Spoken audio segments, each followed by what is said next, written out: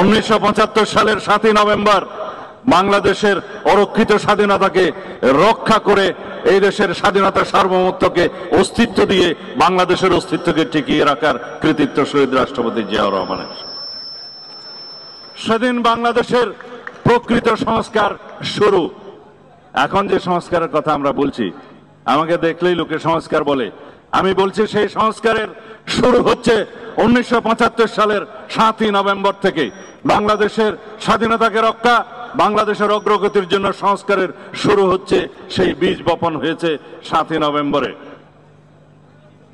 1979 সালে পঞ্চম সংশোধনের মধ্য দিয়ে বাংলাদেশে বাকশালকে বিলুপ্ত করে যে বহুদলীয় গণতন্ত্রের প্রবর্তন করা হয়, বিচার বিভাগের স্বাধীনতাকে পুনরায় নিয়ে আসা হয়, সুপ্রিম জুডিশিয়াল কাউন্সিল স্থাপন করা হয়।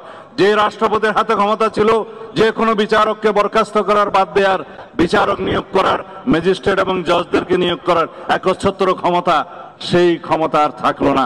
বিচার ব্যবস্থার স্বাধীনতা নিশ্চিত করা হলো এবং বিচারকদের স্বাধীনতা নিশ্চিত করা হলো।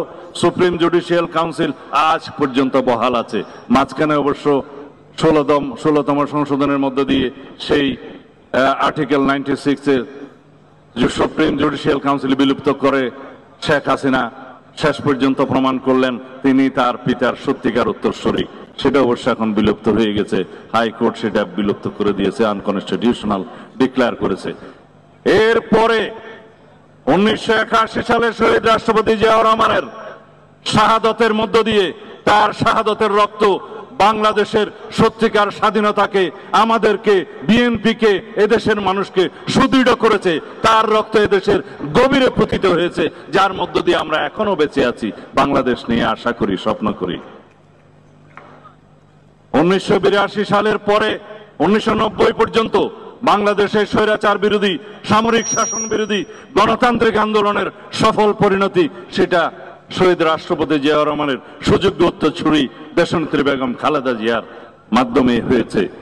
তারপরে যাত্রা শুরু 1996 সালে এদেশে আবার বহুদলীয় গণতন্ত্র এবং সংসদীয় গণতন্ত্রের চালু করা হলো দেশনেত্রী বেগম খালেদা জিয়ার হাত ধরে। এইভাবে বাংলাদেশের যত সংস্কার হয়েছে, তার সমস্ত সংস্কার, তার সমস্ত গণতান্ত্রিক সংস্কার, সাংবিধানিক সংস্কার, দেশের সমৃদ্ধি, উন্নয়ন, এগুলো বিএনপি, শহীদ রাষ্ট্রপতি জিয়াউর রহমান, দেশনেত্রী বেগম খালেদা জিয়া এবং সর্বশেষ বাংলাদেশের ফ্যাসিস্ট বিদায়ের যে আন্দোলন, সেই আন্দোলনের সফলতা জনাব তারেক রহমানের হাত দিয়ে হয়েছে।